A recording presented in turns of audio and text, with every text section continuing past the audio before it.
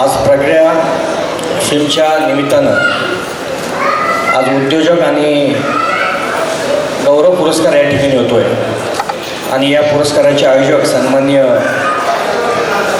गावंदे sir आणि सन्माननीय नेटावडे sir यांच्या माध्यमातून खरं तर आज मला या इगतपुरीच्या नगरीमध्ये येण्याचा योग आला. खरं तर हा योग सद्गुरू साईबाबांच्याच कृपेने आला असं म्हटलं तर त्यात वावगं ठरणार नाही. कारण गावंदे सर आले, नेटवडे सर आले, त्यांचे सर्व स्टाफ आला आणि शिर्डीला असताना आमचे एक पत्रकार आहेत, युवा पत्रकार आहेत राहुल कुंदे, यांच्या माध्यमातून ते ऑफिसला आले. आमच्या विचारांची देवाणघेवाण झाली.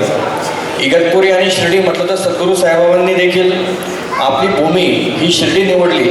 कधी कधी हाच विचार येतो की शिर्डी असं सेंट्रल प्लेस आहे की शिर्डीपासून सगळे ठिकाणं हे 100, 120, 150च्या अंतरावर आहेत. मग तुम्ही शनी शिंगणापूरला जाल, त्याचबरोबर तुम्ही छत्रपती संभाजीनगरला जाल, त्याचबरोबर तिथल्या लेणे असतील, त्याचबरोबर त्र्यंबकेश्वर असेल किंवा नाशिक असेल किंवा इगतपुरी असेल, असं सर्व सेंट्रल खरं तर सद्गुरू साईबाबांनी काय त्यांच्या डोक्यात असेल की आपली कर्मभूमी म्हणून खरं तर शिर्डीला त्यांनी निवडलं.